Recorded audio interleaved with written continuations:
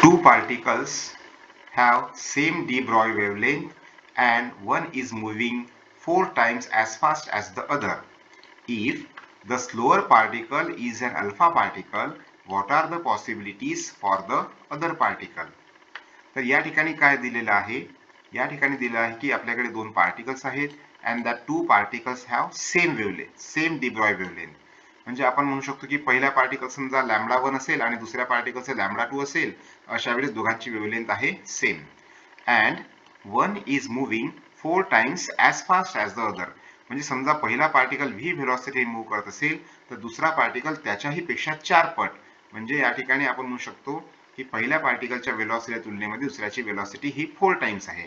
तर आपण म्हटलं की एकाचं वेव्हलेंथ एकाची व्हेलॉसिटी v1 आहे तर दुसऱ्याची त्या ठिकाणी 4 टाइम्स आहे, किंवा एकाचं त्या ठिकाणी v2 आहे तर दुसऱ्याचं त्या ठिकाणी v2 च्या 4 टाइम्स आहे. या पद्धतीने आपण घेऊ शकतो.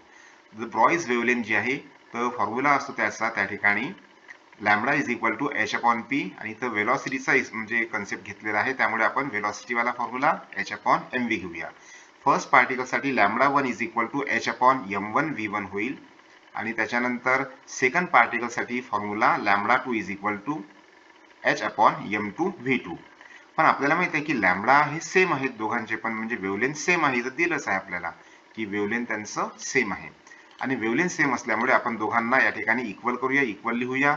तर या ठिकाणी पहा h upon m one v one is equal to h upon m two v two, lambda one equal lambda two असल्यामुळे h upon m one v one is equal to h upon m two v two. यापैकी h h cancel होऊन जाईल आणि राहणार आहे आपल्याकडे one upon m one v one is equal to one upon m two v two. Reciprocal जर घेतलं दोन्ही साईडचं, त्याला इन्व्हर्स केलं तर आपल्याला मिळेल m one v one is equal to m two v two. मग या ठिकाणी m one is equal to काय, तर m one is equal to m two into v two. हा व्ही वन जर इकडे गेला तर डिव्हिजन मध्ये जाईल, तर आपल्याला मिळत आहे या ठिकाणी M two as it is, V two as it is, आणि डिवाइड बाय मध्ये या ठिकाणी व्ही वन जाईल. आणि आपल्याला या ठिकाणी माहित आहे काय की v1 is equal to 4 times v2, तर v1 is equal to 4 times v2. तर यापैकी आपण इथं v1 जर लिहिला असता 4 टाइम्स v2 लिहिला असता तर v2 कॅन्सल झाला असता आणि राहिलं असतं फक्त 4. तर या ठिकाणी m2 डिवाइड बाय 4 राहिलं असतं, आणि m2 डिवाइड बाय 4 म्हणजे काय, तर फर्स्ट पार्टिकलचं जे मास आहे त्याच्या 4 टाइम्स कमी त्या ठिकाणी दुसऱ्या पार्टिकलचा मास आहे. तर mass of the slower particle is 1/4 of the other particle. समजा दुसरा पार्टिकल आहे त्याच्या 1/4. समजा एक पार्टिकल आपल्याकडे अल्फा आहे ज्याच्यामध्ये 2 प्रोटॉन 2 न्यूट्रॉन्स त्या ठिकाणी राहतात, तर आपण जर समजा त्याचा 1/4 केलं म्हणजे याचा अर्थ आपल्याला एक प्रोटॉन किंवा एक न्यूट्रॉन त्या ठिकाणी आपण म्हणू शकतो.